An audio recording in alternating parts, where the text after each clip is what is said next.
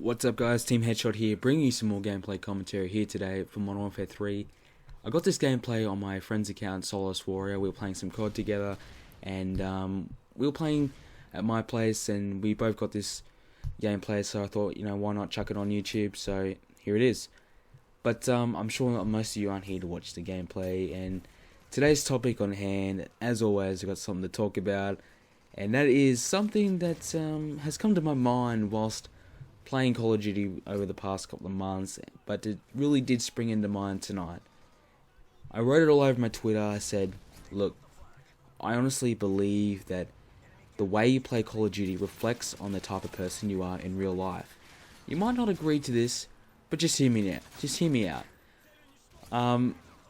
What I mean by this, let's go back in time. Let's go back to Modern Warfare 2 Black Ops.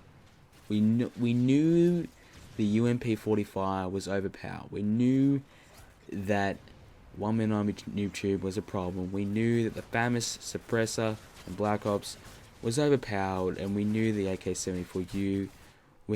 Let's just say we had some problems there as well. So we knew we had all these problems in these games, but we still saw people, generally 10 prestiges, 15 prestiges, people are much higher level than everyone else. Generally, the higher levels in this game actually played the game with these guns. They used the easy option. They just used the cheapest guns they could find. The guns that they knew that if the other person wasn't using them, they knew they were going to beat them because the gun overpowered them. They used the guns that were unbalanced and clearly were much more powerful, much more better than any other gun within the game, and they just continue to use it. Why? I don't know. I don't get why people actually play like this. And what I mean play like this is actually pick the easiest gun in the game and just use that. Forget about trying something different. Forget about playing the game how it should be played by, picking a class, mastering it, then master another class kind of thing.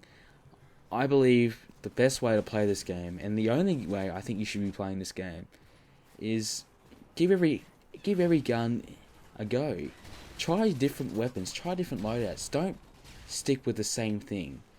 Trust me, if you continue to stick with the same loadout throughout your experience within this game, you're going to find it boring very quickly. If you want to get the most out of this game, change up your perks, change up your guns, change up your attachments, change up your proficiencies, change up everything.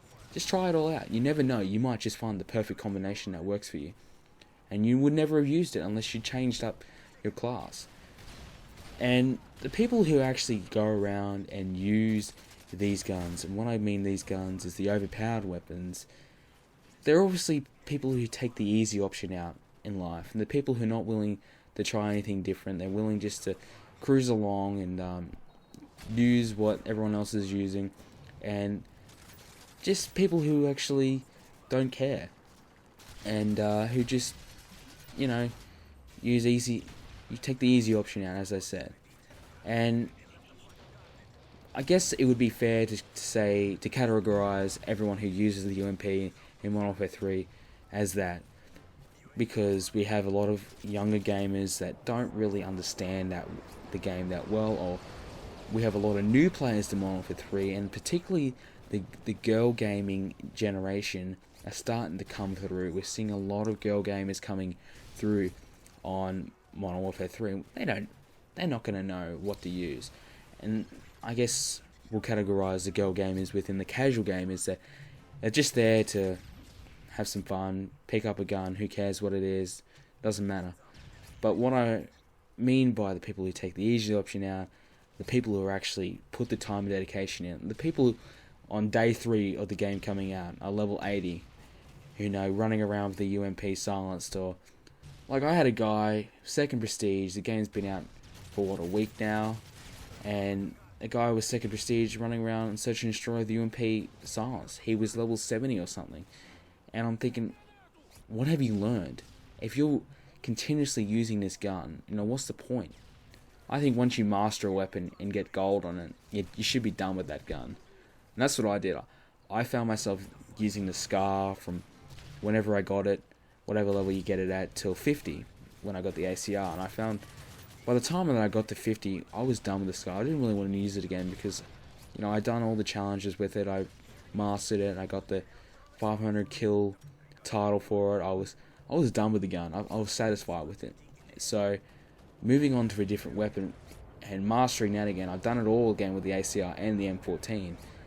So moving on and using different weapons, much more satisfying feeling, and I feel as though I'm getting much more out of the game than sticking with the one gun through the whole Prestige. And that's what I did in Modern Warfare 2, and that's probably why that was my favourite COD, because every Prestige I was finding myself using a different loadout, using a different class. When I first started, I was running around with shotguns and just running around whatever that I could pick up.